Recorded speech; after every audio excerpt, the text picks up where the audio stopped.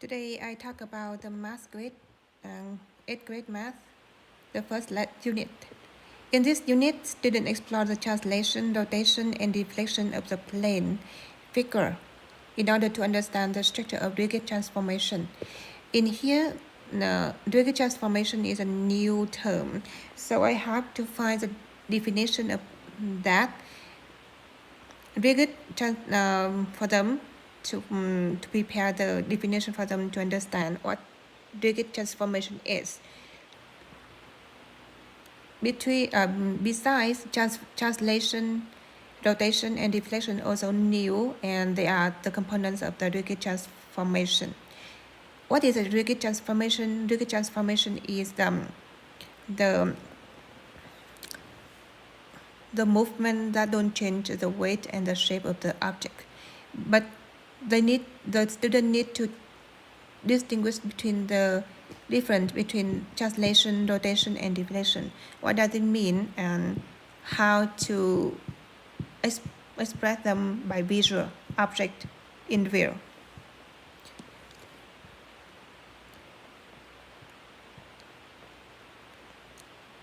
And in the next part, because student in the earlier class, so the students study geometric measurement to find angle measure and side length of two-dimensional figure, as well as the applied area and perimeter formula for polygon, including rectangles, parallelogram, and triangles. So they are familiar with that. In this unit, students build on this work as they identify corresponding congruent angle and side length of figure. So what does the congruent mean? And I have to find the definition for them because it's new for them in this unit. And the new term here also dilation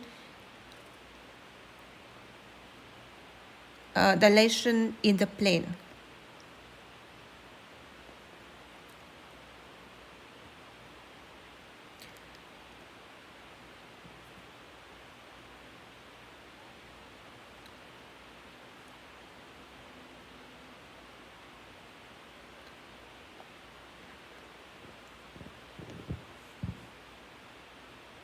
And then when they get familiar with like informal exploration of transformation in the plane, they will increase their precision of language to describe translation, rotation, and reflection with formal description, including coordinate.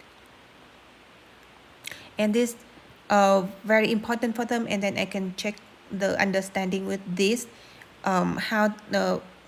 with this part to see how they understand the definition and what does it mean of the translation, rotation, and deflection.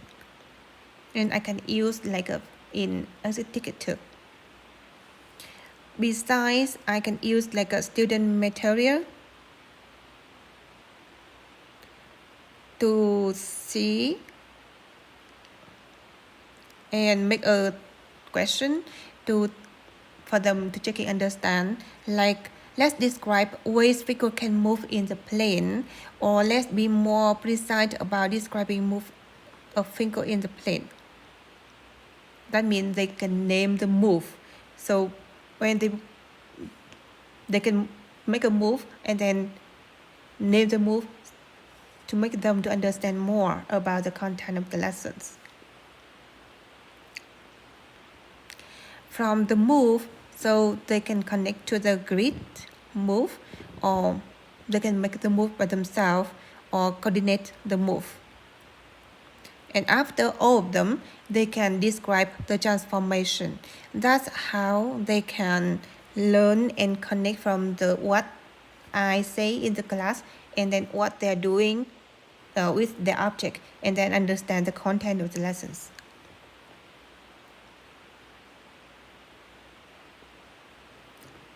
And besides the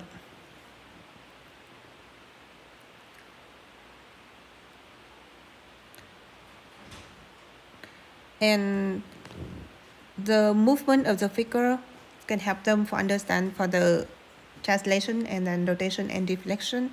They also observe the transforming parallel line.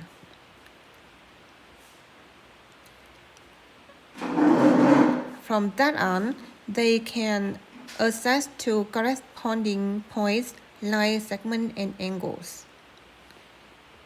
In this unit has 17 lessons, and it includes the new term like a vertex, clockwise, counterclockwise, rotation, translation, and deflection. All the new term, I have to find the definition and then explain in visual object for them.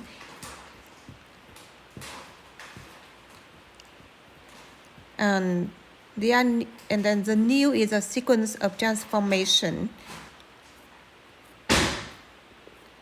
Sequence of transformation distance. The distance, how far the object can move. And the coordinated plane, the segment, and from that they connect to the x and y axis to draw the movement.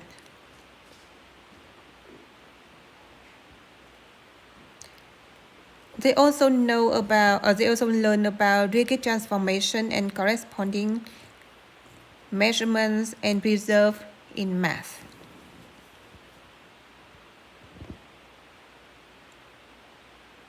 They will learn about the midpoint. What is the midpoint between two ends of the line, and what is the intersect?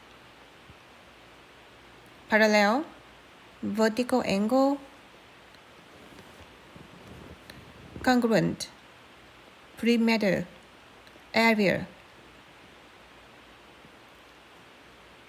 and vertical angle, alternate interior angle, transversal straight angle, alternate interior angle, transversal, and tessellation, symmetry. All these terms are new for them, and I will focus and then to find the definition, help them how to explain and understand them correctly and easily for them to understand by visual and by real object. So I can so they can understand more.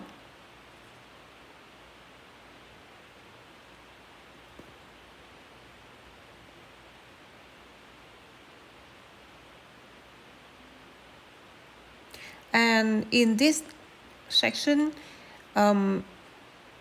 students need to know how to draw and label rigid transformation. After the unit done, they need to draw and label rigid transformation of line and parallel lines and explain the relationship between the original and its image under the transformation. Identify a rigid transformation using a drawing of figure and its image. Identifies line length and angle that have equivalent measurements in composite shapes and explain why they are equivalent.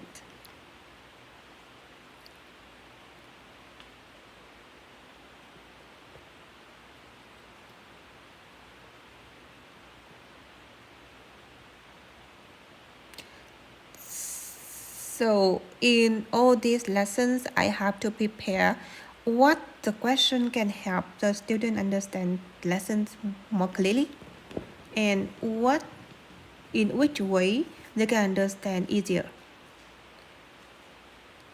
and what question I can ask them about reflection, translation, and rotation, or congruent, or vertex, or how to correlate with the angle and the movement of the object.